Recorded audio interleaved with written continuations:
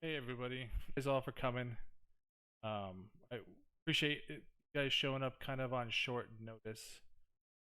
We announced this yesterday, but it's been a really long time since we have done one of these, and that's our fault. I mean, there's no good excuses. We've just been busy with life, and me in particular with work for a long time. Sorry that things have been taking a long time for us to give you this kind of update. So we're hoping that you guys will enjoy this update, kind of see what we're working on, what our plans are. Things have definitely changed from the last time we have done this, so with that in mind, we'll go here.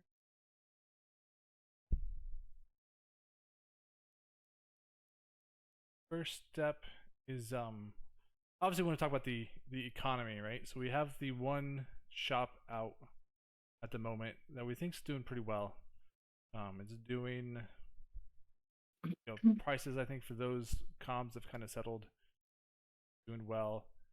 We're hopefully gonna have the prospecting shop with the rest of the comms released here pretty soon, so those can start. And then hopefully too, on top of that, we're gonna have herb shop. Well, but with the herbs, we're gonna kind of look into more about. It's a little different because herbs is a trade skill. Players have trades in herbs, and they're selling them in their own shops. So we want to make sure that the prices we start off with the herbs are more comparable to those prices, rather than just us picking a base point to be. So hopefully that makes sense, because we don't want to sit here and release herbs and then people struggling to change prices right away, right? I mean, right. So with herbs, it's really different because with comms, we control where they're coming from in a way, and we can set the prices there. But with player shops, we really can't. And there's not a finite amount of herbs. It's really quite infinite, especially out there right now in shops when we went around checking how many of them there are. So I know there's going to be a worry immediately, kind of like there was with commodities, that people can buy them out and then dump them at the shop and kind of eat up the supplies. But that won't be possible because the price will be dropping very fast. And remember that you can only sell in quantities of 50, right? So, I mean, this happened with commodities too. You could only dump so many at a time. So it won't be as bad and as impactful on shopkeepers immediately as it feels like it might be. Yeah. Okay. So that just wanted to chime in here.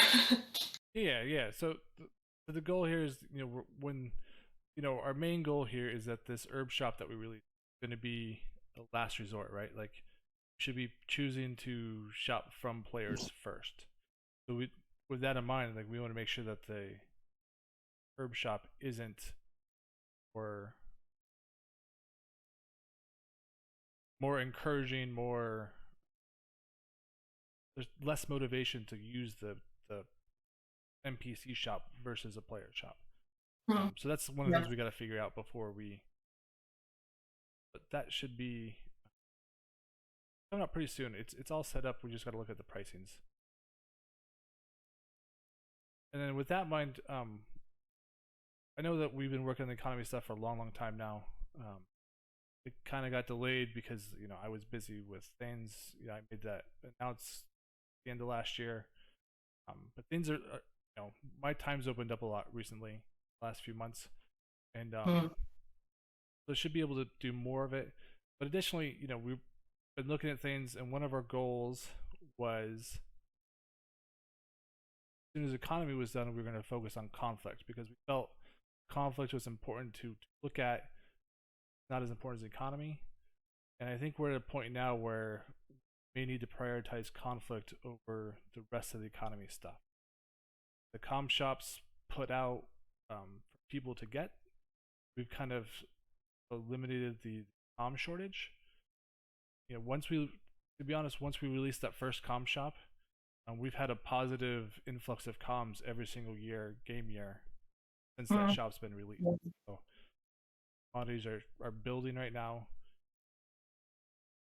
You'll never be in a spot where you can't get the comms you want. It may just be more pricey from the NPC shop.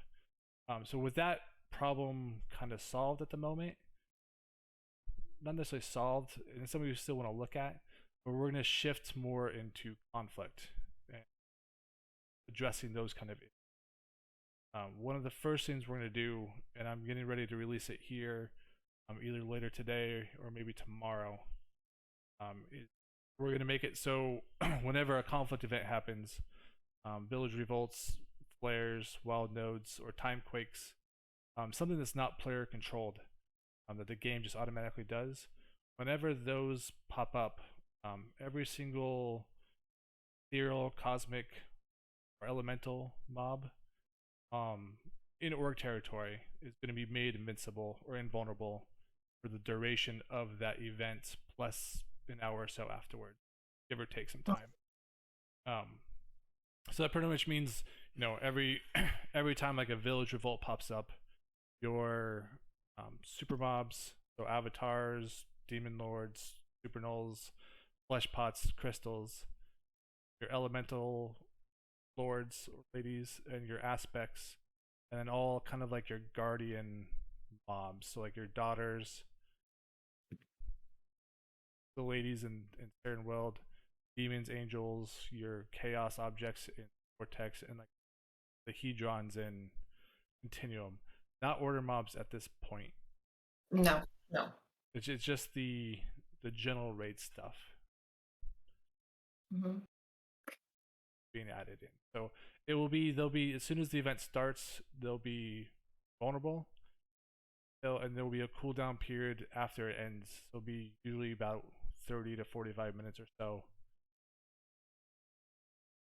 that they'll stay until they pop off. And this way just people can cool off after the conflict event. A lot of times those raids can, there are times where people can use it strategically to pull people, whatever. I think at this point 90% of the times people raid like this is just to be petty, and we really just want people focused on those conflict events themselves rather than building up other conflict elsewhere. The goal is that with that avenue of conflict eliminated, people have to focus on what's available at the time. So that's the goal there, and then hopefully that will be improvement overall. So that's one thing we're going to put it right away, because we think it makes sense. It's straightforward. The other things we're going to look at. Sorry, I just noticed that people are saying I'm cutting out a lot. It may be that I just pause a lot. Yeah, you just pause. I mean, I think that's what you're hearing. Yeah, so I'm sorry. Sometimes I got to put my thoughts together. So if I'm cutting out, I'm sorry. Hard to follow. Anyway, talk about conflict stuff. So there's a bunch of other things we're going to look at. Some things are like super mob raids, how to make those more appealing to do. Or so not so much appealing to do, but we want to encourage them to be done when there's competition. The way I want to encourage it to be a thing that you do when there's people to stop you from. So then, because right now the best time to do it is when you have a lot of people and your enemies have no people. That's not conducive environment, right? So things that we can do to make it more appealing, make the punishments for losing your super mobs less punishing, things like that we're going to look at, see what we can do there. There's other stuff that you had? Well, one thing we wanted to look at as well is, possibly the differences between cosmic and ethereal planes, and the differences between demons, angels, and so on, and the ladies and the daughters, because there's a very big difference between how ethereal and cosmic planes handle those, but also there are advantages to each approach, right? So, but at least we want to look at it and see if this is something we need to tweak, if this is actually helpful and useful, or if it's just frustrating at this point. Yeah, so we just want to make things less, I don't know, less punishing, more beneficial, more motivate people to participate in them while not making them feel really, I guess. Way to think about it is what we're doing. Yeah. The other thing too is we want to look at villages and village feelings and how easy it is to win out, and just make things. Look at all these different conflict events, villages, flares, quakes. Do what we can do to help encourage people to participate without making them feel like they have to participate, and two, they're punished for participating, or maybe even punished for not participating. I don't know. We just want to make it so people are wanting to do it. Is basically what we want to do. Whatever we can do to help that. So it may take a little bit to do, but we are going to shift our focus from economy at this point onto that. And I'm not going to say like we'll probably still be pushing economy stuff, like maybe more the comm shops and stuff, but the main focus will be on conflict, because at this point in time, I think that's probably the more important thing to address. Hopefully that makes sense. Right. Also, while we're speaking of villages and village revolts as a result, with conflict, we also might want to look at village commodity quests. We have a huge spreadsheet done of how they're interacting, how many of each there are, and now we want to review them and see which ones need expanding, because getting gems as village commodity quests, that's pretty easy, but getting fruit and others, not so easy, right? So even though we want to switch to conflict, this is the kind of like low-key background things that we can keep working on, because it's more building work rather than code work, while conflict mostly will be code work, right? Yeah. So did we have something more on conflict? I think I covered the basic stuff. Like I don't Hold on, sorry. I wanted to add that, I mean, conflict is a huge thing in the game, and it's really built into the fabric of the game at at many levels. So when we're saying that we want to switch to conflict and we want to make sure the events are more even, more fun, more rewarding, obviously we can't do every single event, just in a day, right? We can do the most important ones, the most impactful ones to begin with, but this is something that will just have to be happening over the course of the year, right? Or maybe even more, because there are some which exist, which are also important, but are not happening every day or like every week. So we'll get there. Okay, so let's see, what else do we have? Customizations, right. So a lot of you have been asking why it's taking so long. So the main thing is that carving out time to do it right has been an issue, because every day we have things happening that sometimes we have to prioritize over that. And it's very important that we do customizations right, because when we do them right, there will be clearer rules and easier ways to submit, and it will have a faster turnaround if everything is done as it should be. And a lot of these help files have not been updated in, 10 years, sometimes more, and they scarcely reflect our modern standards, really. There's a lot of rules that have been enforced for many years, but they have not made it to any help files whatsoever. And that's not fair. That's not fair to want something, think you could get it, and then you email and it turns out, well, no, you can't have a dragon because now we have dragon lore, right? So new rules, new help files will reflect that, and it will be much clearer what you can and cannot do with this new setup. And as I'm sure you've noticed over the years, we have been enforcing more rules, and I know some of you like it and some of you don't, because Well, people like different levels of immersion. So, for example, for someone, a huge dragon might be not immersive. For others, it might be fine. But we'll try to strike a balance between letting everybody have something that they want, but in a way that will fit Lusternia's lore. So that's really what we're doing with the help files there. So one thing that will be changing a little bit is pricing. Orael, if you could jump in here, please. Yeah. So we're going to be, prices are likely going to go up. The prices were initially set back in the day before we had daily credits, before we had. One of the reasons why it's going up is because when you are doing customizations, um, really paying for like our time to implement them, to add them in there, to get them into the game, and that's time that's taken away from the rest of our development. Right? So when we're focused on customizations, then we're not doing the other things, conflict stuff that we just talked about, or economy stuff. We're not able to focus on that, or other things there. And especially with daily credits coming in, there's been a huge influx on customization requests. I mean, I can't even tell you how many, but there's just pretty much almost daily. Even once we close them, we've been getting email customizations pretty keenly, um, asking Yeah. for it, and it's a big reason is because there's been a giant influx of credits into the game through the daily credit system, and we just need to make sure that we are pricing appropriately, that it's not taking up all of our time, so we can focus on other things as well.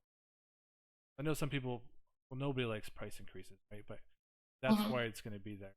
Hopefully, people can understand our reasoning there. Right. Let me think what else I wanted to say about that. One of the things we have discussed and also players have mentioned is maybe having players help out more with review of that, kind of like they're helping with crafts. But at least at present, we don't really see a way to do that in a way that would be helpful. Because a lot of customizations, I mean, the problem is not just reading for the customization. The problem lies in checking whether or not this fits the lore or doesn't conflict with any lore, or checking in with various departments or other people in other orgs to make sure this doesn't conflict with something they are doing or they want for their org. Any development we have happening. So it's not just about grammar or the level of magic or something that's in the descriptions. It's a lot of other things that is done on an admin level. So I'm not sure that it's right now, at least, that it's worth the coding time to build a system wherein players could be helping for.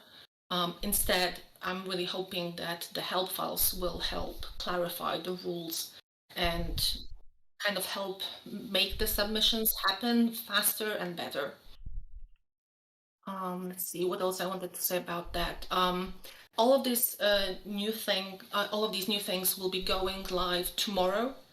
And even when they go on tomorrow, there's a lot that needs to happen once the code goes live, because there is a little bit of coding that has happened that will be switched on tomorrow. Once that happens during the day, everything will open, but even the moment it opens, we already have something like 23 customizations pending from auctions. So please just give us a moment. We'll try to be a lot more prompt with answering to emails regarding customizations, but we will be processing the auctions first so we get this out of the way. But we've made a good headway on that already. Yeah, so speaking of email, right? You had something you wanted to add here? Yeah, and one thing that I think in general that we probably have been doing a poor job with, I want to make sure that we're striving to do better, is making sure that we are responding to you guys' emails and issues and all that kind of stuff in a timely fashion. I know we definitely have not been really good at it last year or so, and that's definitely our fault. We dropped the ball there. But it's something that I'm, personally want to make sure that we are doing better moving forward.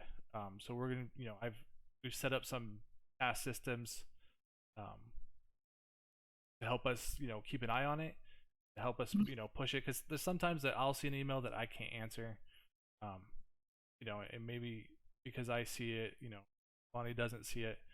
Um, it just things happen, and we just want to make sure that we are not dropping the ball and not missing something. We're going to try to do a much better job moving. We still are going to ask for at least like a 2 to 3 week turnaround time to get the answer for you. Sometimes we may have to, ask other people too about those questions. So it may be something that takes a little bit, but it's something that we're going to really work on moving forward to make sure that we are positive on top of things. People aren't waiting for months on end for. So anybody who who's had to deal with that, I apologize. I'm sorry. We are going to try to do a lot better job moving. Yeah, we're definitely going to try to do a lot better. Sorry, guys, if you had to wait a while. I'm really hopeful that it will get better now because we're doing things to make it go faster, specifically. Okay, so shall we jump to Ascension? Sure. Yep. Okay, so regarding that, generally every Ascension starts with a year arc, and we have a very specific and fun story in mind.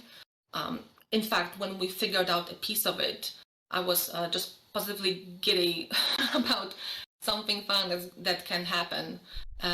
But the final event, which is really the thing that a lot of people care about the most, needs a lot of work because we no longer want to go with the same setup we had in the end.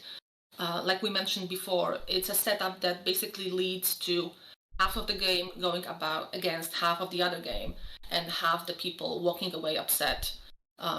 Even when it's like even balanced, or if it's not balanced, it's just not a fun setup. And it's one of the most important events in the game. So we would like to redo it, and that will take time, right? So yeah. So yeah, go on. Okay, I was gonna say. So the goal is we're probably gonna hold off on doing Ascension until we get more into this conflict stuff.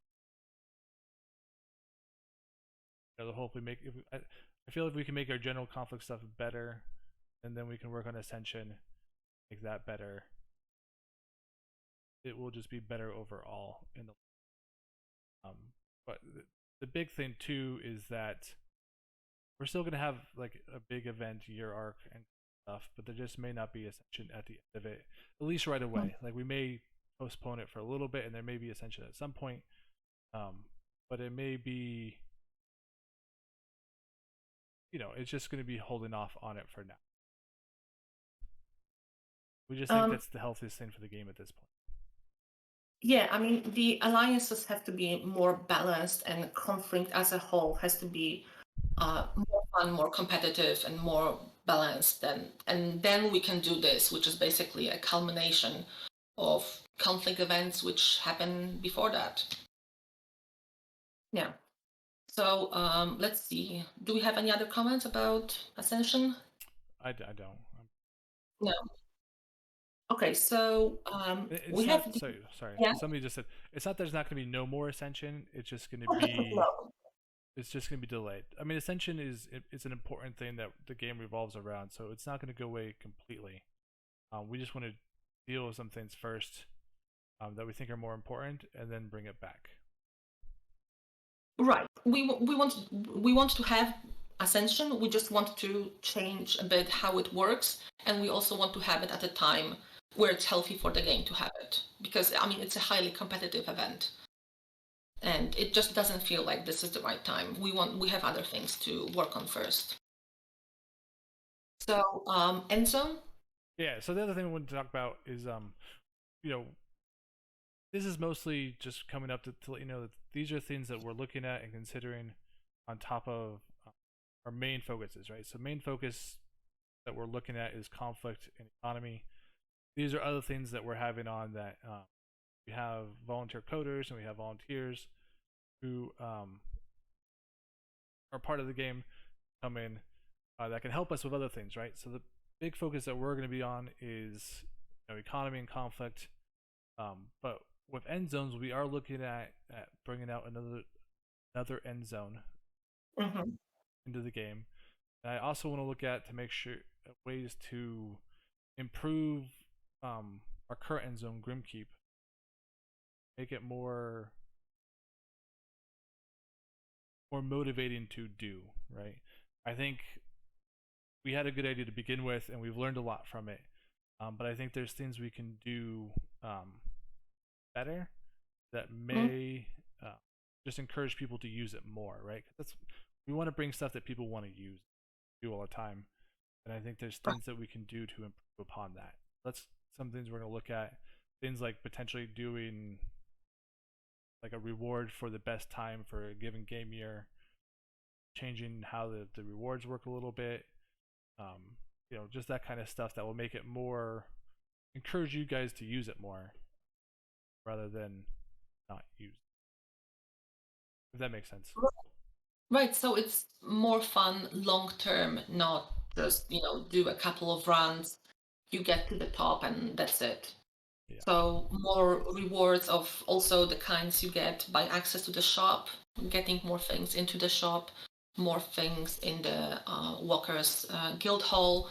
The kind of things will be built into it when we're working on the other end zone. We have an idea for that. It's just not top of the list right now, right? So unless, of course, we find somebody who wants to work on that, which is how it is with most things. Like this is how the Celestine overhaul happened, right? Somebody was interested and they did it, even though we were working ourselves on other things. Okay, that it about Enzone, I think. Yeah, that's all I got. Let's see, did anyone have any questions? Yeah, open-ended goals, yeah, more of that, exactly. Okay, so the next thing on our list is ephemerals, but I think I need more water before I talk about that. Why don't you open? I'll go get water, hold on.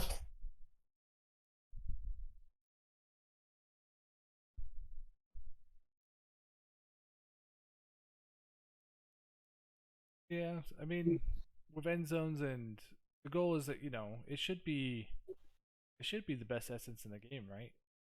Not let me know and I'll take a look at it, but one of the goals is we want it to be very rewarding, um, incredibly a rewarding system to use because it should be a lot more difficult than like your typical aether hunting, or astral bashing, or whatever. You can just sit there and swing away or shoot away or whatnot. It's got to be a little bit more focused, a little bit more different. And yeah, that's kind of why we had those time limits there. It allows people to benefit from it without having to go super long. Okay, I'm back with water. So we have ephemerals on the list here because I wanted to talk a little bit about what being an ephemeral looks like because we will be doing another ephemeral call soon. Now, the soon is defined a little bit by when we have the bandwidth to do it because taking on new ephemerals, especially the first 2 weeks up to a month, is very intensive for everybody, pretty much. We have a special department that deals with ephemerals, with their tasks, the curriculum. They check everything, but pretty much everybody is involved when new ephemerals come up. So it's very intense, but it's also very rewarding. You might have seen some of our ephemerals work during the last year arc.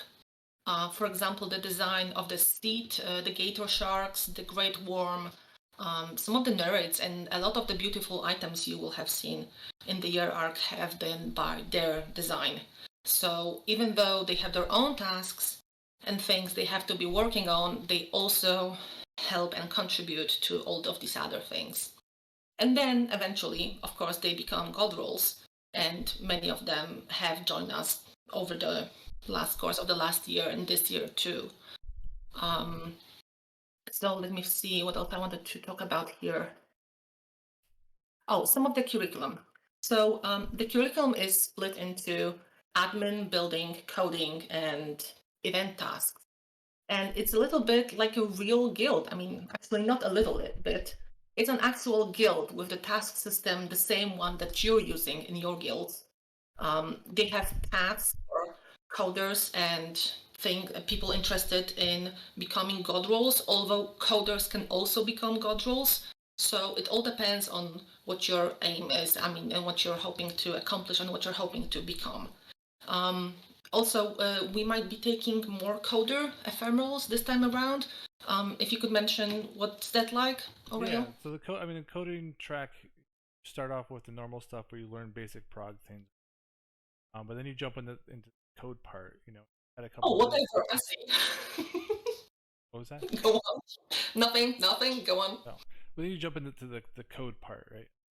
And we've had a couple good coding ephemerals recently. Start off small, learning to do bugs, fixing bugs, and being part of that system. And then we have coding requests that the other admin may want. Hey, we'd really like this feature for our whatever. You can get that kind of stuff to add that kind of stuff, and it all accumulates up into a big project. Right? One of the big ephemeral projects recently was the Celestine rework, and if it wasn't for this volunteer coder, I mean that would have been a much longer time coming. So he was able to jump in, care of it, deal with it for the most part, start to finish, get that implemented, and I think it went pretty well overall.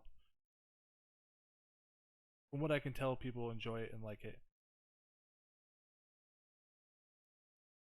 About it. So there's things that you guys can do as a coding ephemeral, come in and help add to the game. Part of it.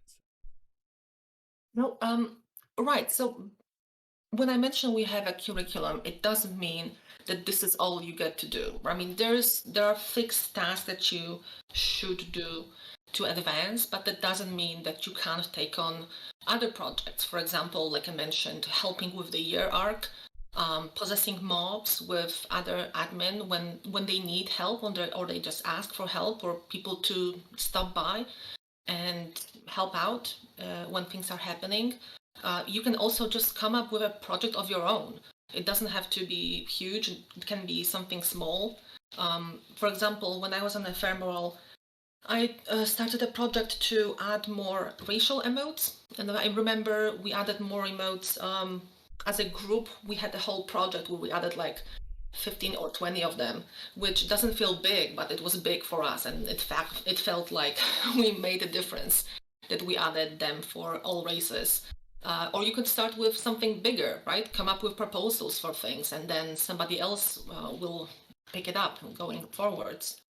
Also, when it comes to ephemerals, specifically non-coding ephemerals, one of the things that might be scaring people is that they have to build an area, which is no longer something that they have to do.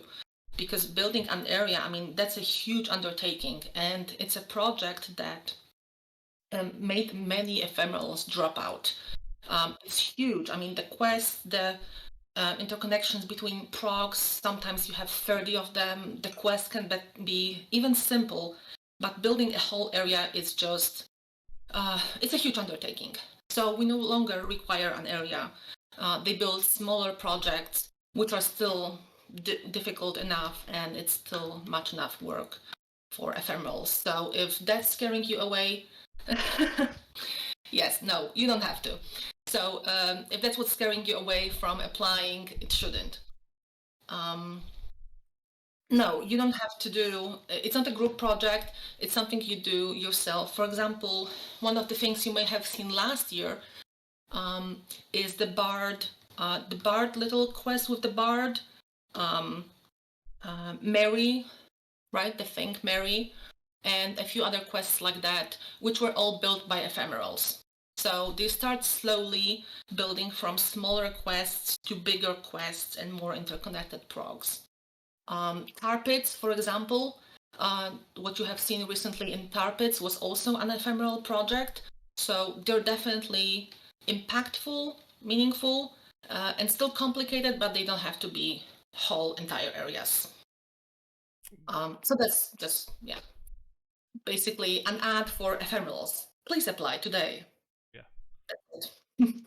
And there is an we're looking more at allowing ephemerals who do not end up taking god roles, more behind the scenes people who can help out everywhere, because not everybody wants to be. Not everybody wants to be that front facing god role. I can tell you when I came up, I definitely did not want to be that role. I wanted to be on the coding track, and being that RP person was something that was intimidating to me and not something. So it's definitely something that we are conscious about. Definitely don't necessarily want to force that. Yeah. I mean, it's not for everybody, and forcing someone into a role just so there's a face to the role, it just usually ends up burning out the admin.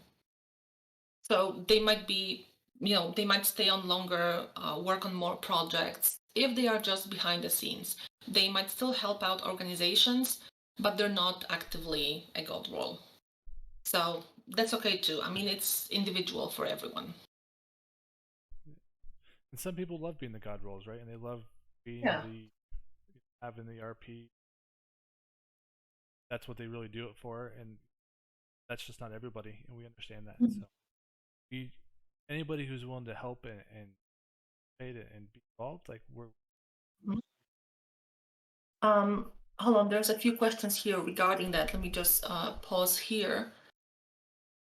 What scares people is losing their character. Yeah, okay, it's very different and it takes time. And some people actually drop out even within the first week or two because they miss being a player too much. But the camaraderie in the heavens and being surrounded by people who also love to build, I mean, it's amazing. It takes a little bit of getting used to, but if that interests you, being in the heavens, I mean, it will definitely be fun, and you will not feel like you're missing being a player before long. So that's one thing. Let's see. Mortal coders. I don't know. I think not right now, right? Are we taking mortal I coders right mean, now? we could take him potentially. Yeah, I mean, we have one guy who's pretty active, the Mortal Coder, does a Mhm. good job. You can always add more. Okay. If you want to apply, you can email support at lusternia.com. Express your Okay, another interest. question. To the active gods, be only left to future gods. Um, Areas or quests tied to certain inactive gods. I'm not sure what example that could be. Like Hageman's temple, like that kind of thing? Or like areas or quests being worked on by other admin, but not like, or maybe Clara. I'm not sure. Oh, okay. Oh yeah. Um, possibly because a lot of the story there is tied to divine roles, and to work on anything there is kind of saying something about both the roles involved in that. But that doesn't mean that we're not open to it. I mean, there could be stories that happen inside there which are not connected. I mean, it's possible. So it's not a no, but it really depends. Okay, that you'll be asked to do specifically as an ephemeral, or um, when the announcement is happening. Yeah. Sure. Oh, this is actually something I wanted to talk about with ephemerals. What the first week looks like, really. One of the things that happens at the very beginning is that you're doing a lot of signing up for things. We have our own YP. You join the Discord. You get the intro and rundown of things like get into the guild. You're told who to ask questions specifically because we have the ephemeral managers. You basically just get the lay of the land to begin with. Then you start by building an item. And the item is something you prog right away rather than just build a pet, which is what we used to do in the past, because pets are mobiles and mobiles have a lot more fields you have to fill out. So first thing you do, you build an item and then you do a prog, and the prog lets you change the item. You touch it, it changes, you push it, it changes.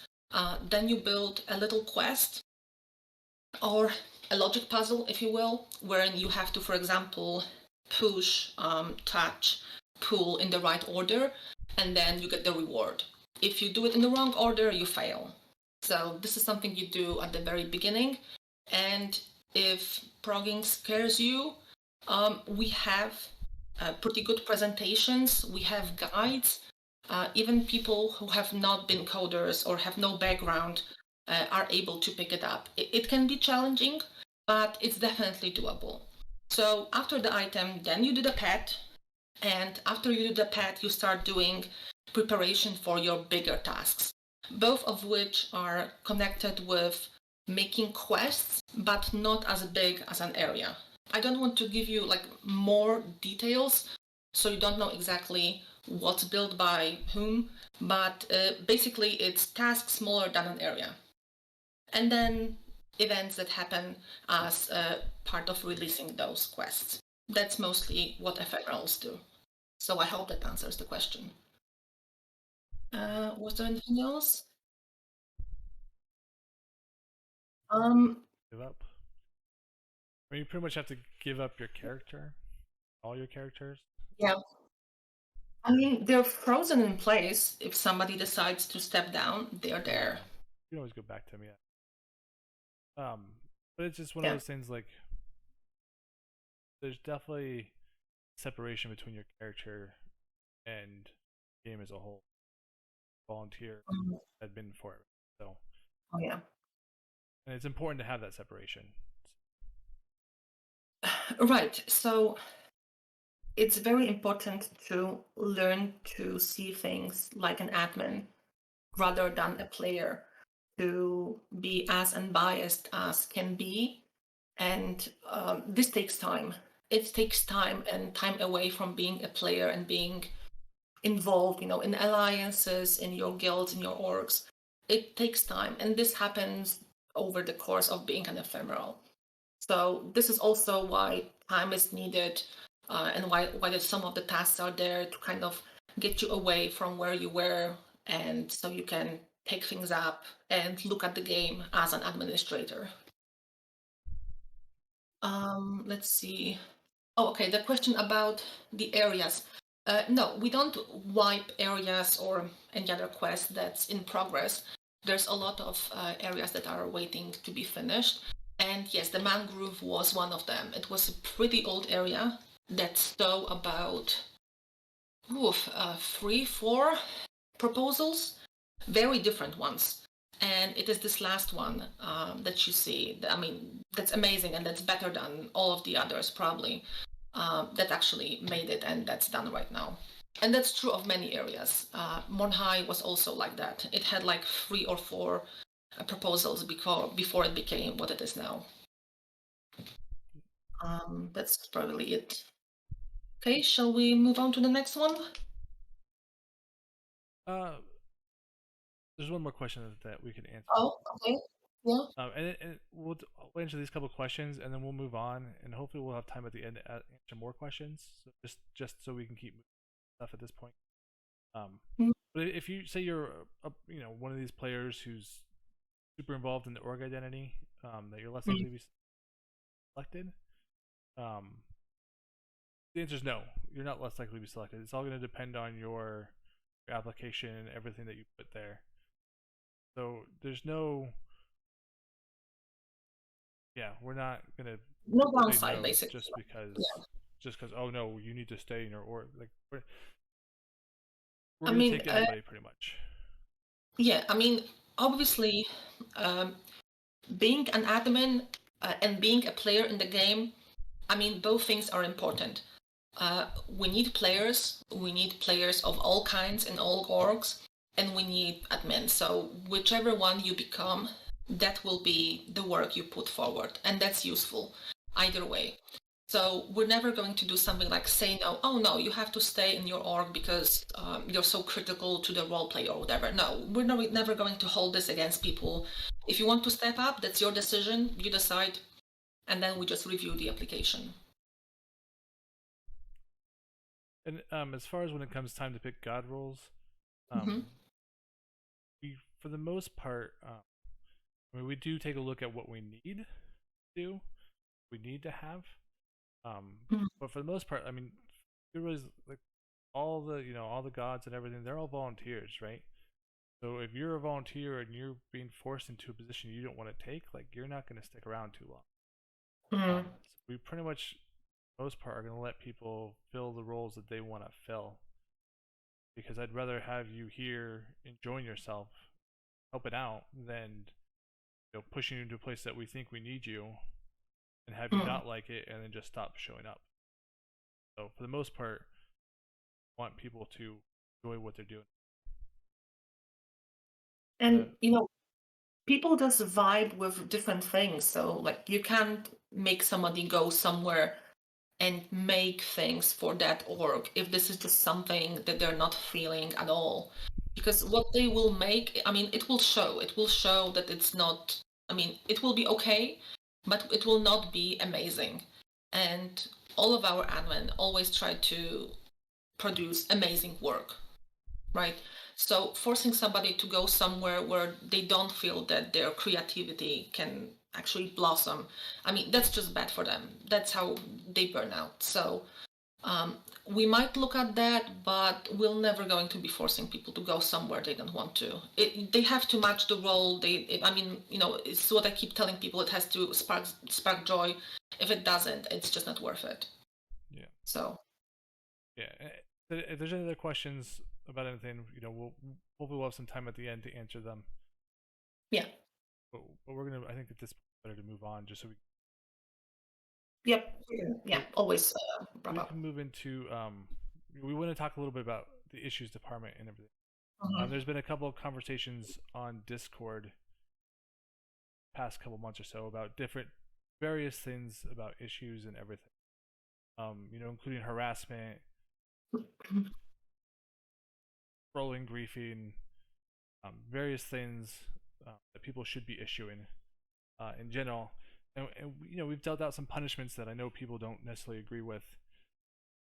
I want to make sure that we're talking about what we kind of do when we go through these issues, how we come to a decision on these punishments,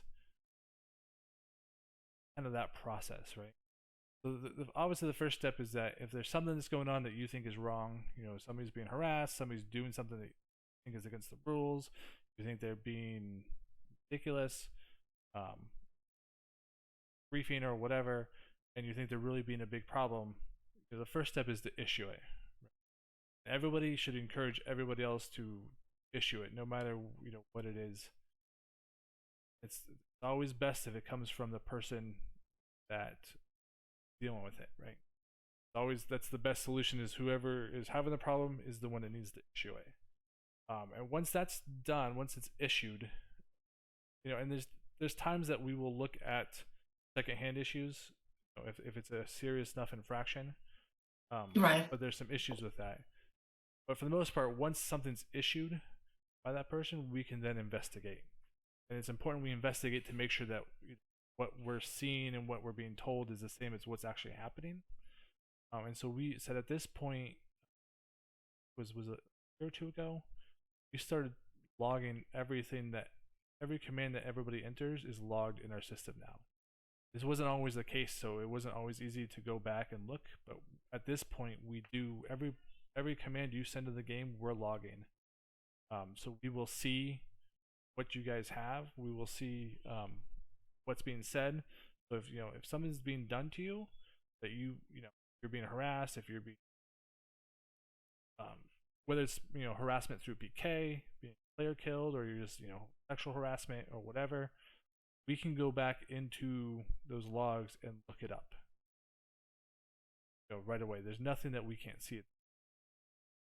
It's harder when you're talking about things like channels and whatever, because channels aren't logged individually; they're all logged with character. So it's harder for us to follow that kind of stuff. So when you issue stuff, it needs to be like a direct issue to a player saying this player did this, here's what they said, here's what happened. So we can go look, see what's going on. And once we do an investigation, and it's just not just one of us or two of us that does it, right? There's a group, a whole department of people that look at issues.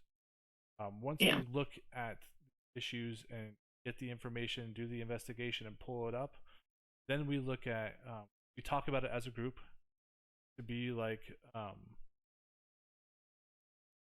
we talk about it as a group to look at what happened, what we think, think that, they are guilty or they're not nice or whatever.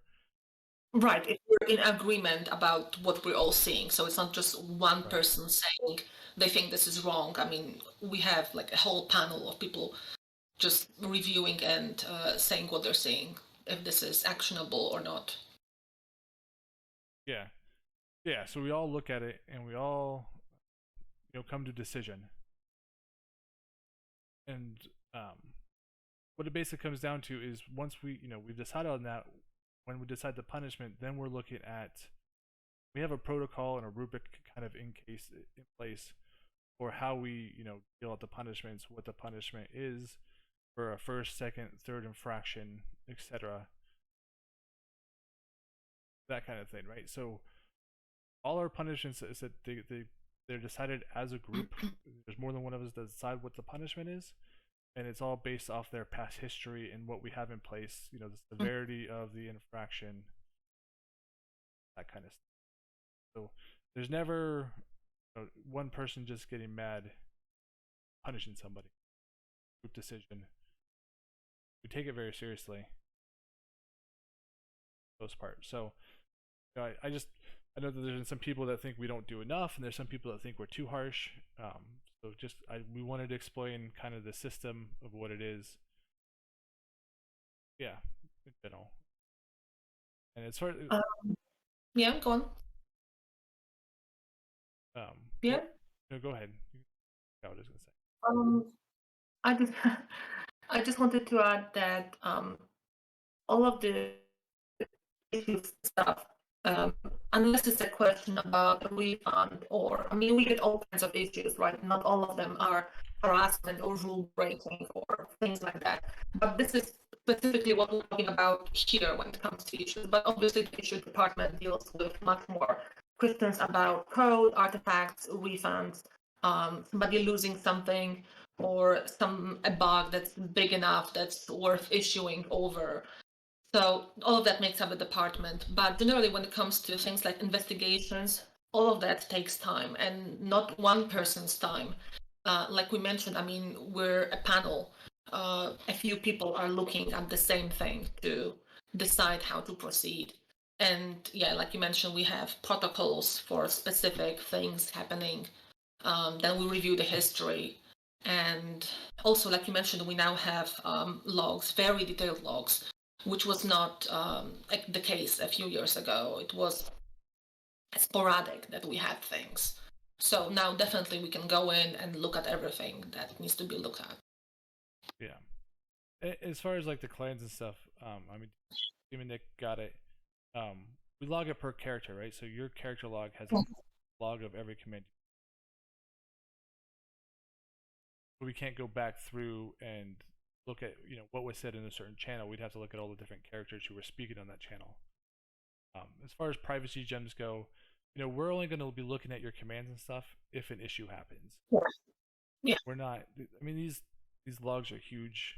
Some of the people who've been playing for a long time, I mean, they're up in the megabyte, gigabyte ranges, and it's all text. So they're very large. We only look at them if we need to look at them, and then when we do look at them, we're only looking for the specific things that come up.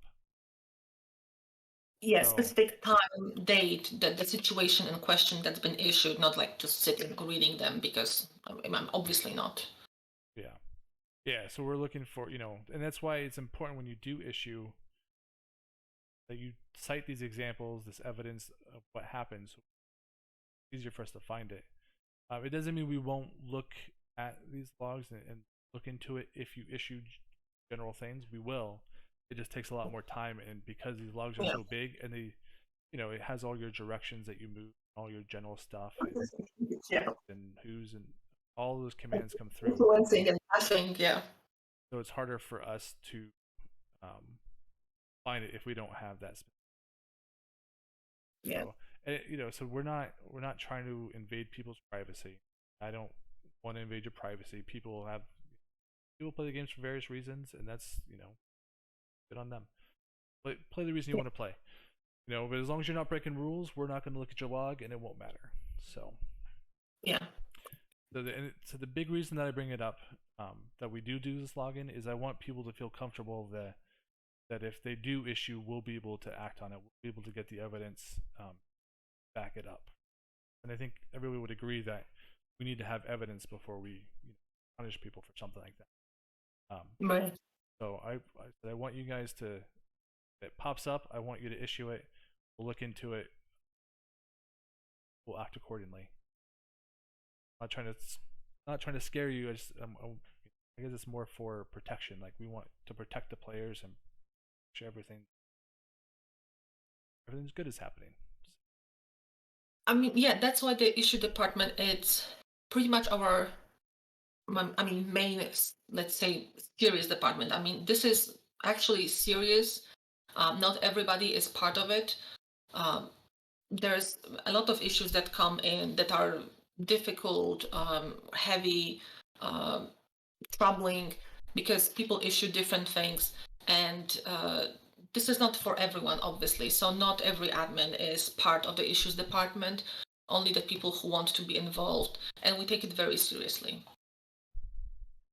To protect the players, and the rest of the issue department deals with the other issues that I mentioned. Okay, so shall we move on? Yeah. Nobody likes talking about issues. Yeah. I wish everyone would just follow the rules. Sure. So moving on to admin requests. This kind of falls on the same line of customization. We've definitely have dropped the ball on admin requests to come, and we're going to look into ways we can make them better, more communicative, better way for us to stay on top of it, that kind of stuff, to be better, right? Because nobody likes having something sitting for years undone. Yeah. So that's something we can definitely do better. The big thing is a lot of this stuff, sometimes the primary people that handle these are your volunteers, your patrons that are looking at them. So your patrons or whatever are looking at them. Sometimes they get busy and they kind of disappear, and then we don't really know what's going on with them. And it takes a lot of time to catch up with them. I'm not trying to make an excuse with that why they're not getting done. Just to explain kind of how sometimes fall by the wayside. So I'm sorry for that. I apologize. Same with customizations and email responses. I definitely want to do a better job moving forward, making sure we're at least communicating about what's going on there, what's taking delay is, etc. Yeah, all that stuff. So we're definitely going to be looking into it, ways to make it better.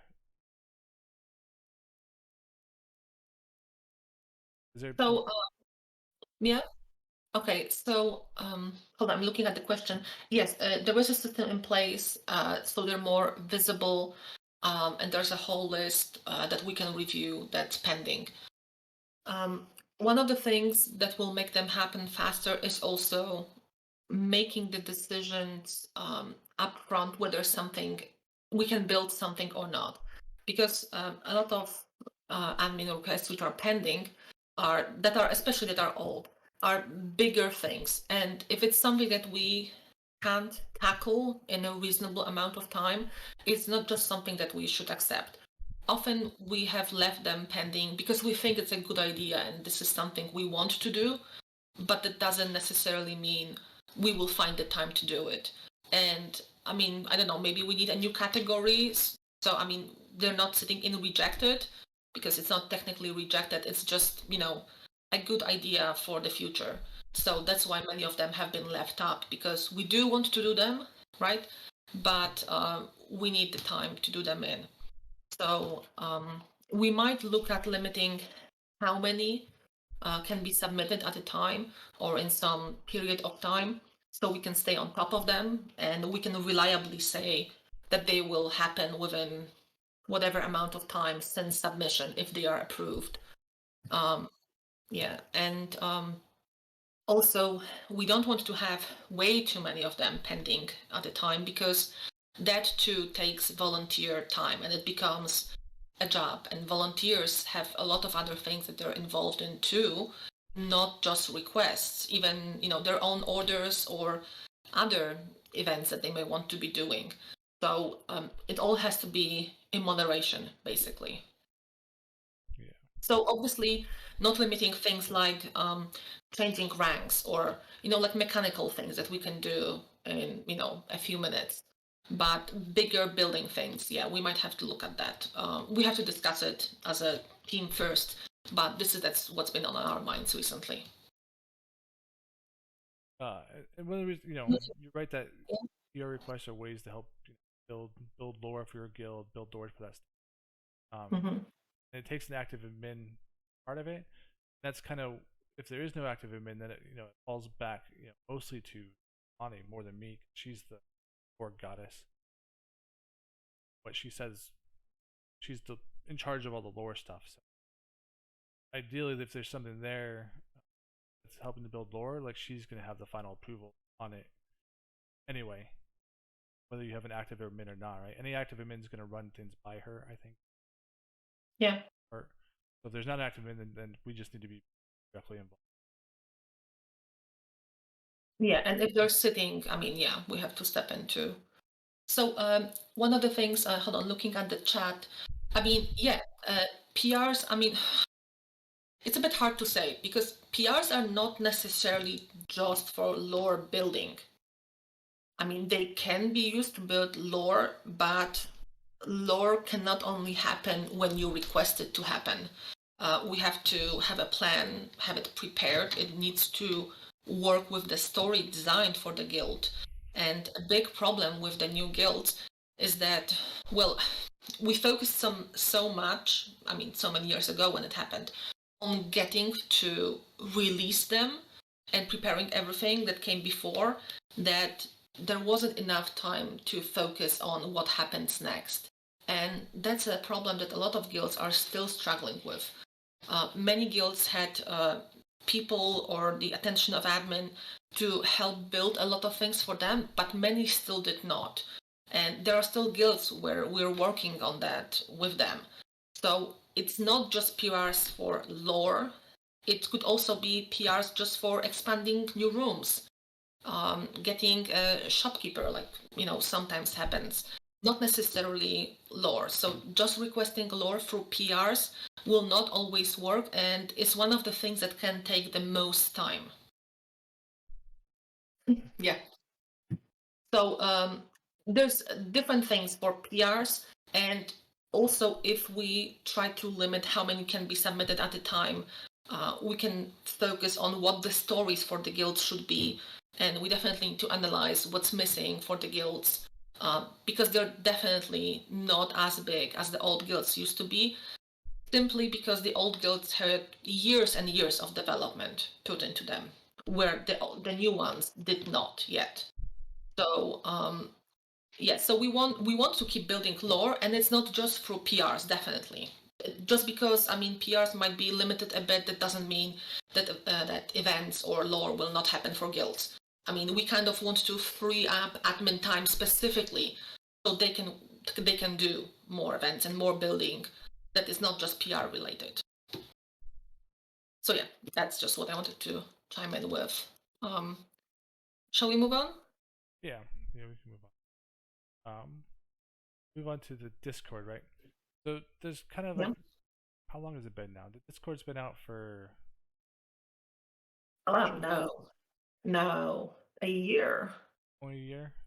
A year and a half, maybe. Seems like it sucks my time away.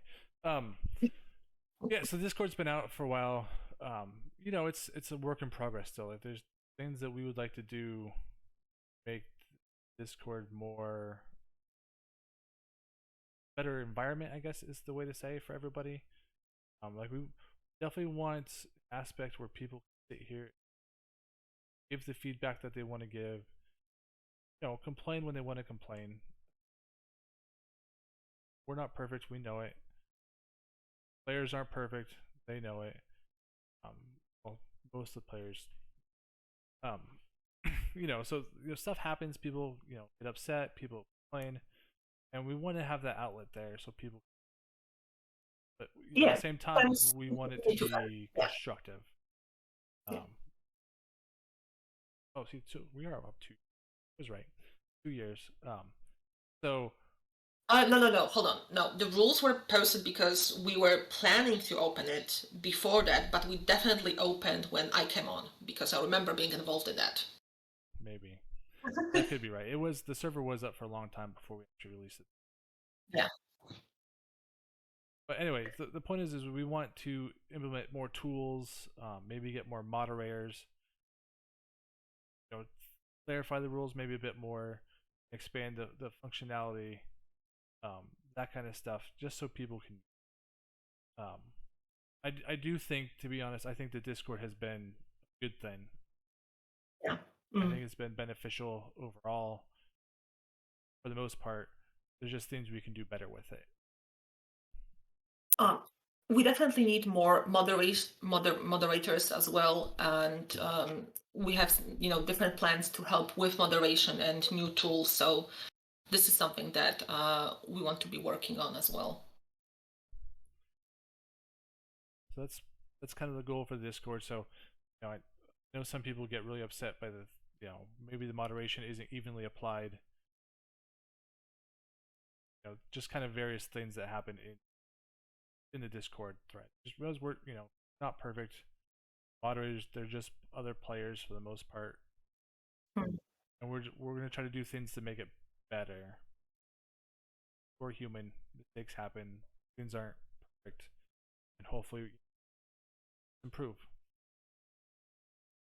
Yeah, definitely need more. Um, definitely need more moderators. Also, because I mean, we can't be watching Discord 24/7, and there's a lot of channels, a lot of chatter. Even the moderators, I mean, they also can't be watching Discord nonstop. So some things will, happen. If they happen, let us know if there's any problems. But yeah, more moderators should help. I think that's all we had about Discord, right? Yeah, I think Yeah. so. So one thing that's not on our list, that we wanted to bring up that, remembered after we made the big list play here. We want to talk about reports and the reporting system, and we're coming on the time where we may want to open up reports again. But one thing I want to make sure we really look at is, uh, it came up a big time this last reporting cycle, is whether we allow balance reports or just stick to quality of life reports. And I'm to be honest, I'm torn on it, on whether to do both. But I know that sometimes people get really frustrated when people are posting reports that they don't agree with. Uh, Mm. they don't think they understand the extent or the understand the mechanics as well as they think they do, or they just disagree with them in general. So something we're gonna do is look at what we can do to make it less stressful. Because I know when people post something, you're like, "Oh no, that guy he wants to nerf me for this." What? Your first instinct is to go comment and tell him how dumb he is or why he's wrong. or a big part of the stress is also if you don't speak up, what if the admin believe this comment? Right. What if many people say yes, do it, even if you don't feel that it should be done? And I mean, we always review this. I mean, not only the comments, but just on the surface, what we feel about this report. So but it still feels like you have to defend an idea for or against. So, I mean, that's also where the stress comes from. So people are getting involved, are worried that if they don't get involved, then we're going to do something that it's going to hurt them. Nobody wants to be nerfed. especially by other people. So something we're definitely going to look into pretty quick here. It is about time to open up. Yeah. That, oh, Oh yeah, I just wanted to mention that inclusivity is something. I mean, it's a whole project that we're still working on, low key. We have people who are interested in specific issues that they're working on, because I know there's always a lot of discussion over whether we should be doing it, whether we shouldn't be doing it, why we're doing it. It's not like we're ditching other concerns to do it, but also some of these things are important. I mean, not some of these things, all of them are important that we have on our list. So we are working through them slowly. So, I mean, don't think it's not happening. It's there. that'll be something we're always looking at. Yeah. And I think that's pretty much all we had to say, right? Yeah. Yeah, So, that's on my list. do you want to? So, if you guys got questions that you want to ask right now, open forum. Feel free to ask. We'll try to answer them best we can.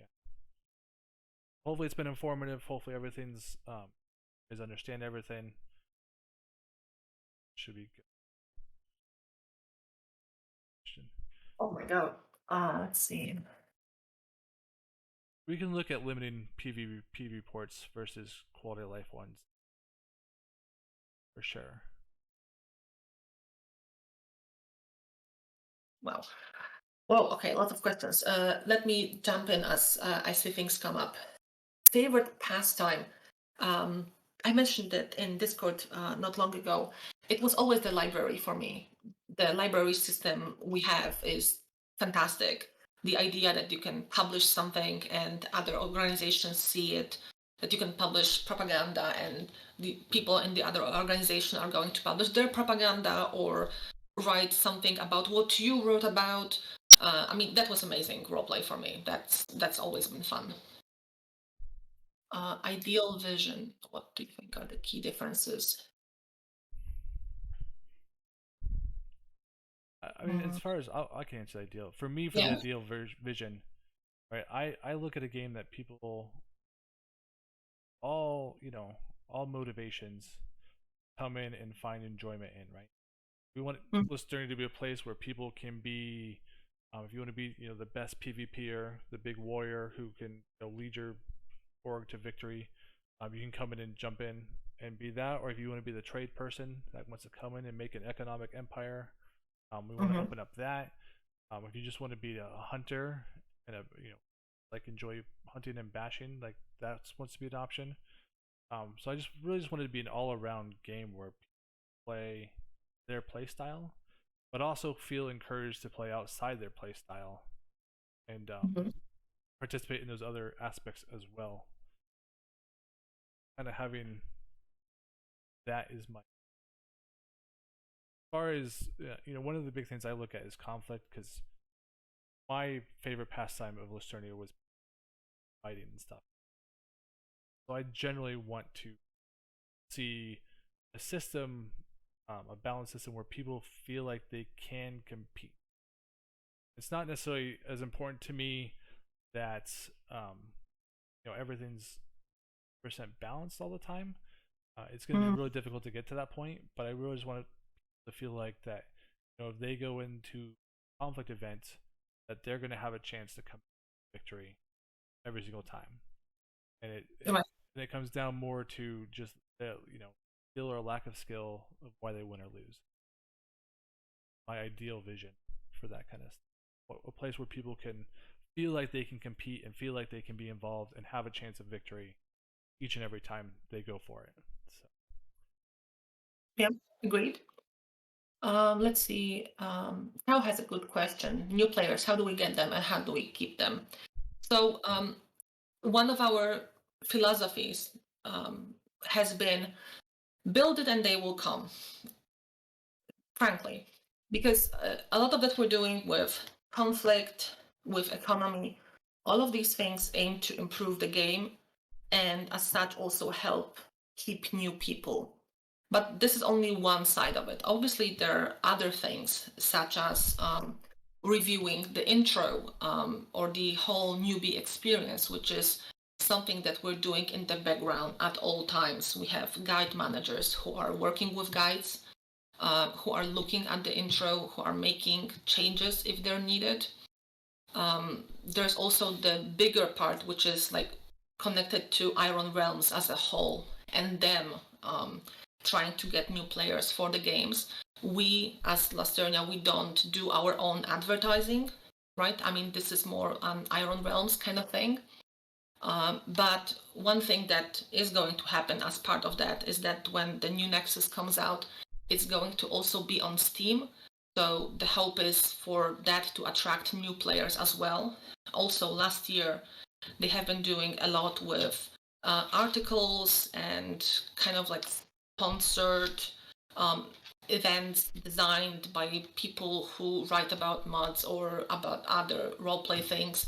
So, I mean, there's many facets here to getting new players. So what we focus on is building a good game that people want to play and also improving the newbie experience. Anything to add here?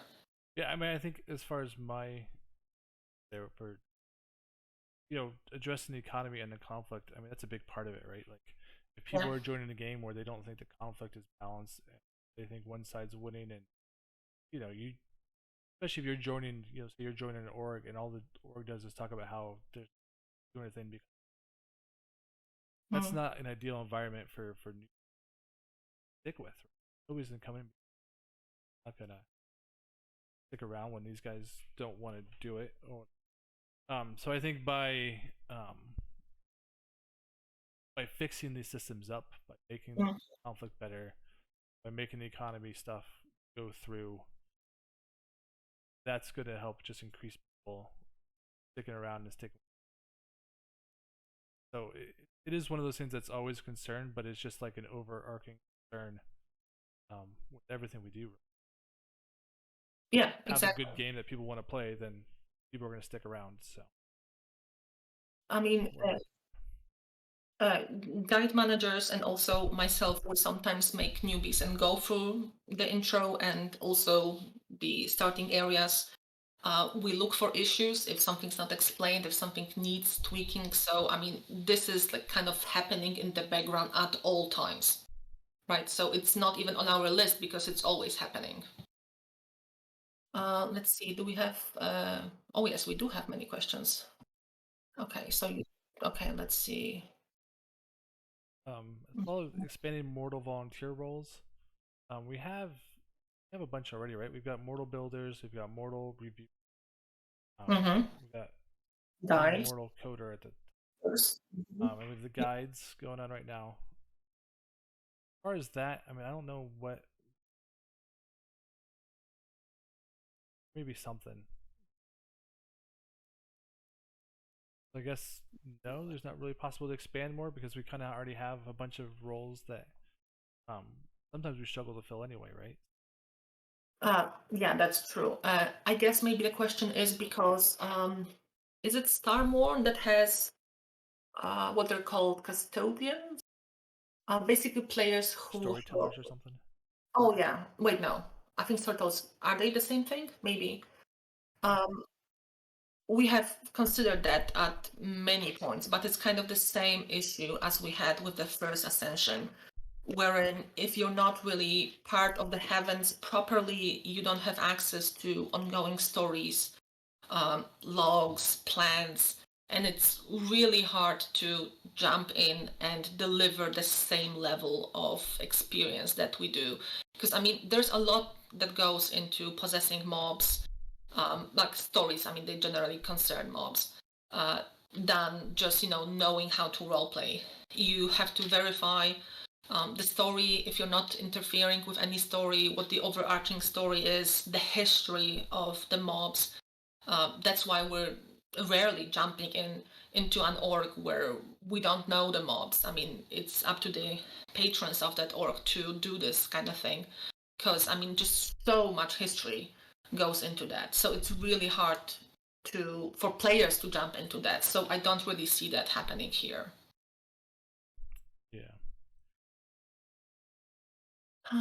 far as Looking at other Weevil, questions. Weevil overhaul, um, what's wrong with Weevils? Not they just up in you. I don't know what I don't know what more overhaul would end zone Weevils. As far as the conflict when we could outline at times when the lines stray from instigating healthy that's unhealthy. I mean that's a tough thing to really outline. As far as like when it's healthy versus unhealthy, I think for the most part, it's really only unhealthy when you're forcing conflict on people who are, for the most part, already beaten down and not um, kind of that line that people see. So it's not something you can necessarily put a line on because if people are jumping into conflict that you're instigating and having a good time with it, then it's not. So it all depends on player feelings and stuff. No that line there, like a hard thing to tell, and players aren't always going to be able to tell that, right? Because I've heard some stories the past couple months or so. People were having little mini conflict events, and they said they all, enjoyed it. It was bad for them or whatever. Um, but there's a story about a couple of Celestines chasing out somebody from Omdorin the other day, chopping trees or something. I think it was only like 3 or 4 players involved. They all said they had a good time. They enjoyed it, at least on Discord that I saw. And that's a healthy thing, right? Like if you're having fun doing that kind of stuff, that's healthy. Sometimes it's not healthy. I don't know that we can necessarily sit there and say, here's when you can do conflict, here's when you cannot. I mean, we are definitely putting that thing with the invincibility thing that we're gonna put in should be either in tonight or tomorrow for sure. Um, that will help kind of address that stuff so that people, because we have seen a lot of times recently where people participate in conflict events, somebody gets mad and they go retaliate afterward. And I want to pause down on and turn down on, right? So that's kind of where we're Yes. having that cool down period afterwards. So after the conflict event, people calm down and cool off before they can have that. Yeah. That's where we're adding that. So hopefully, I mean, I don't think it's a great answer I just gave, but hopefully it's understandable. Yeah. The next question is about family code. Family code. I mean, Yeah. family code. It's weird. Definitely kind of changed up. It's all about just because we have so many different things and so many different aspects of it that sometimes when you try to make changes to it, you don't hard to catch every little run into trouble. Like especially when we added the single parent adoptions, which I think was a good addition, but there's lots of issues that kept cropping up and kept popping up that we didn't see based off how it was initially coded. So as far as like an overhaul or something, not not necessarily hopeless. Especially if we're doing like the report system that comes out, like we may be able to do some changes there, but there's not really any plans for a big overhaul. I think a family system, to be honest, for a coder F, would be much too big for them to tackle. I mean, maybe part of it with something within the family system, possibly, but not the whole. I think it'd be.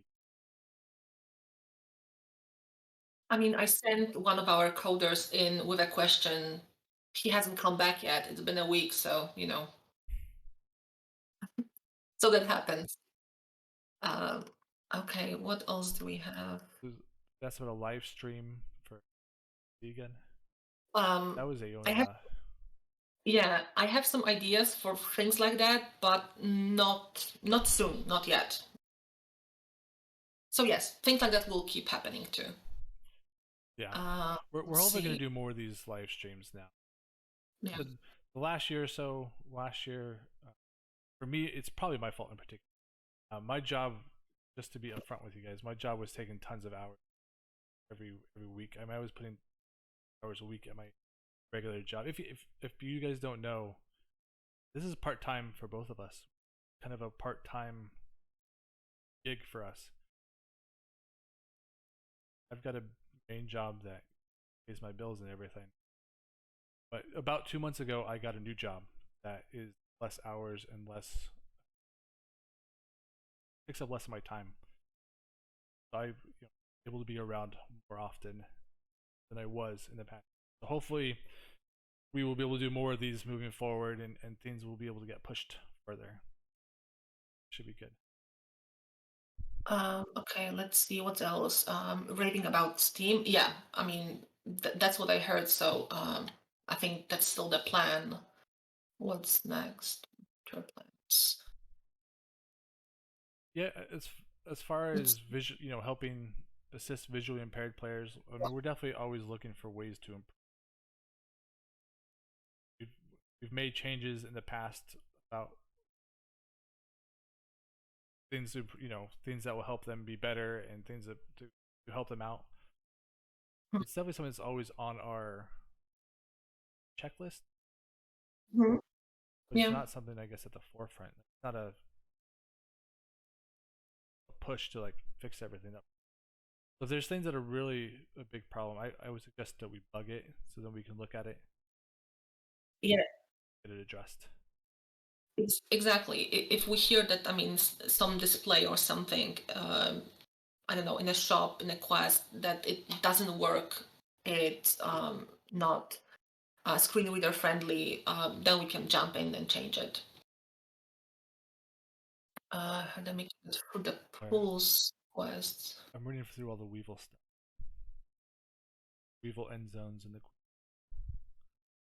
I don't Hold know on. how to guess what our next end zone was going to be. I don't think we gave away too much. See, they guess our plan. Yeah. Now we have to change it. Okay, so if there's something in the pools that's not intuitive or hard, tell us specifically what, and we can definitely jump in and change that. Okay, more god blocks. Okay, sure. Uh, do you see any other questions? I'm reading through.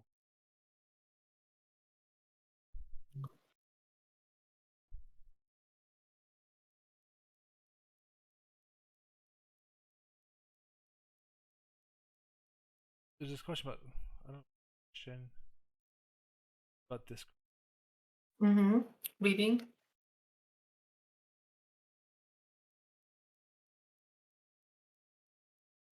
Yeah, as far as addressing dogpiling and that kind of stuff, it's trying to find that balance, right? Like, want people to be able to voice opinions and their feelings without it getting too. Sometimes it's not necessarily. I don't definitely don't like people who don't participate in something. So that's why we want to add more tools, get more moderators involved. Um, that can help watch that stuff, help address those kind of things before they get to be dogpiling. And sometimes it's hard too, right? Because I could be watching something, and in particular, I'm less concerned about. I don't look at things the same way that like other people may look at it. So when like some people may see dogpiling, I just see people complaining sometimes. So I'm not perfect when I'm watching this stuff either. So it's hard for and everybody's different. So it's hard for sometimes to be like, oh wait, this is too far. We need to stop this and step in or whatever. I don't want to, I'm not downplaying people's feelings here. Like, want to implement tools that will let us address these things easier. But we just hope understand that we're not perfect and we miss things, and things seem to bother me less than general people sometimes. So I tend to let things go on more. Maybe I should step in sooner. That's something I'll work on. But yeah, so with more moderators, more better tools, address it. Hopefully that should be something that helps addresses that issue and allows people in general to feel comfortable Hmm. on Discord overall. Sometimes when we're reviewing situations like that or when they're ongoing, we also don't know where some people are from if they don't use their character name. So, I mean, we're just looking at what's said, not where somebody's from. So, I mean, it's hard to catch when this is happening too because of that. Yeah. Let's see. Question about issues. If Yeah. no rules are broken, do we still warn the parties involved? Yes. Yes. Hmm. That happens, definitely. Technically, a rule doesn't have to be broken for us to consider, like, maybe somebody should chill and take a step back. So we definitely say that if it needs to be said. Yeah. Absolutely. We've talked to people before, even though Mm. there hasn't been any punishment handed out because no rules were technically broken. We've Yeah. definitely spoken to, and we will again. If it comes up, we definitely. As far as economy, I know we're kind of shifting to conflict, but all the economy stuff will still ideally be done. Mm. Not it's not put on the shelf indefinitely, or it's kind of definitely still in the plans. Still something we want to do. I definitely want to do. I feel very very good about our plan for the economy. I think it will be very beneficial. People will Yeah, like it a there's lot. a So lot of fun stuff there. yeah, so it's just a matter of getting through, getting there. Yeah, still in the works. There's question about guide applications. Yes, they are still open. I don't think they're like reviewer apps that they're always open, or are they? Hold on. Um, yes, they're never closed. Okay. I mean, I guess at this point, basically everything is always open. Our builders. Let me see. Um,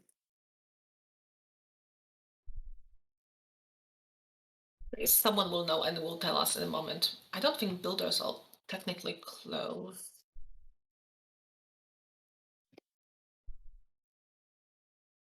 Okay, right. They're closed right now, but because we're working on something behind the scenes, and we'll get to that. But after that, I mean, most of these things can remain open, possibly, so people can apply at any point. Although one thing to be said is that, especially for guides, the training a few people at a time, if it's a group, is always easier. Not so much for builders or for reviewers, although that too sometimes, but especially for guides, it's always better in a group, kind of like with ephemerals, because there's a lot to cover. Anything else? Um, the transition from a star to I mean, it was from yeah a star to you and Ioneer. yeah. Then we had Rona join, and Been, then me. been a couple of people. Um, it's been transition overall. I actually felt was very positive. I think people really initially welcomed us. I mean, there was definitely concerns, right? Because the star had been around for, but overall, I thought it was pretty overall pop. Yeah. But there's we've and me especially have made mistakes along the way that have been good or bad. Mm. Point that's probably been mentioned, and she'll switch over. I think so. And it's just we're people and we're learning and trying to be better. Good. Agreed. Looking if there's anything else. Mm. As far as the snub command, I don't think I understand what you're saying, where you don't want to accidentally interact with somebody who has you snubbed and you don't realize that they have you snubbed. Get that. But at the same time, I actually think it's worse if you have notification that you get snubbed, because then Or at people, least of people who are snubbing you. yeah, like if somebody gives snubs you and you get a notification, I think that's kind of, I feel like that's worse. The reason is because, snubs supposed to be for general harassment when you want to have zero interaction with someone whatsoever. In general, right? So giving them a big warning that, oh, so and so snubbed you, opens up a door that I don't know that we want. I don't know. Maybe I'm wrong here. Maybe I'm thinking. I don't know. Maybe I don't. Well, the situation I'm imagining is somebody constantly checking who has them snubbed and then getting offended and wanting to actually interact with them if they can clearly see that they've been recently snubbed. That's kind of like what could happen if we had a list that you can review. So it could be worse. It's really hard to say. Yeah, in general, snub is supposed to protect you from having to deal with that person asking you or whatever. And if you see it, then I just worry that people are going to abuse it. Also, in the cases of avoiding snub, I mean, intentionally, obviously, if this gets issued and the person did not intend to do it, I mean, we're not going to punish them, obviously. Right? I mean, if they're trying to avoid it, I mean, then yes, but if it's clear they just had no idea, I mean, they had no idea and they're just told to keep their distance. Yeah, I mean, it's something to think about more. So, I don't know. I see both. I see both sides, to be honest, good and bad. I mean, in general, as far as I'm concerned, I think you should use snub for harassing you and bothering you, and you don't want to interact with them at all. Definitely serious thing for the most part. But people snub for various reasons, and that's how you use snub is up to you. Like, it wouldn't be abuse if you the examples here aren't abuse at all. But in general, it's made to be a tool to use to stop harassment.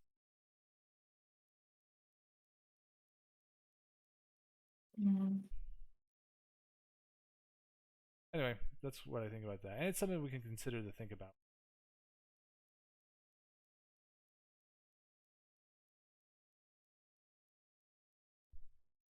I'm just checking the reference that the call was closed. Hold on.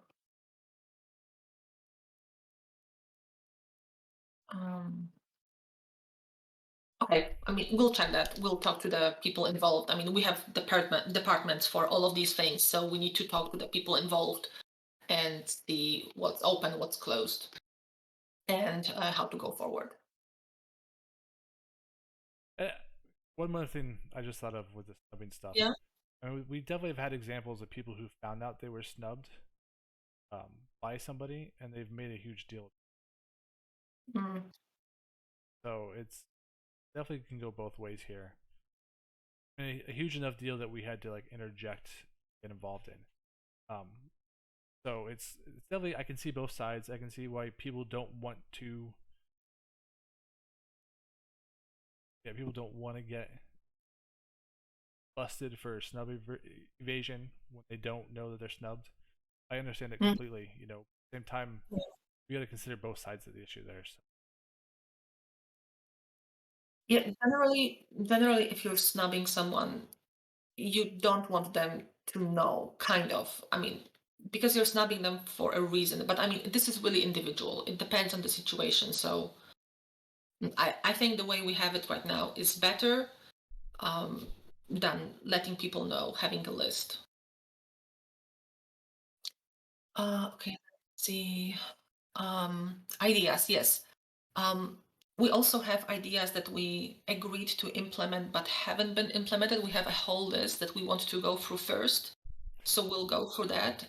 But a lot of ideas get submitted, and a lot of ideas are big, and they don't just take 1 minute to implement. So we're going through things slowly. Recently, we had a huge push on bugs.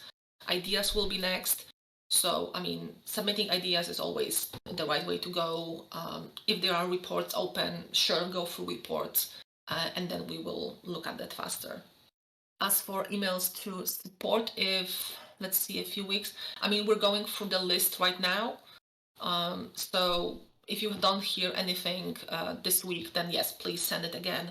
We also set up the auto reply, so it should be telling you that the email got to us now. Hopefully, Yeah. it was a bit I just set it up like a day or two. It was yesterday that I set it up, or the day before. Yeah.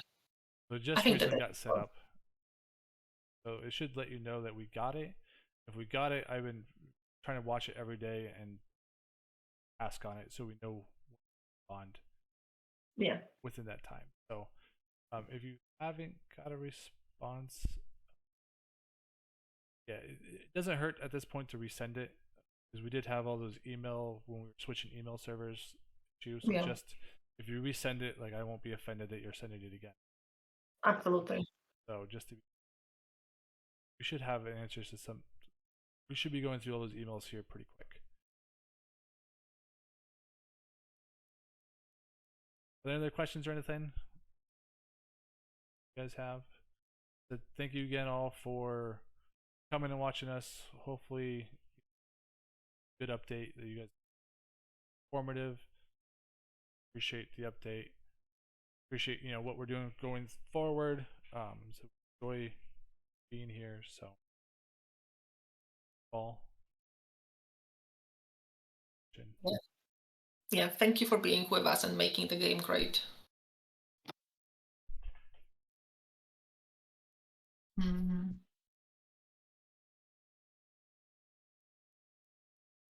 Yeah, what? Let's see.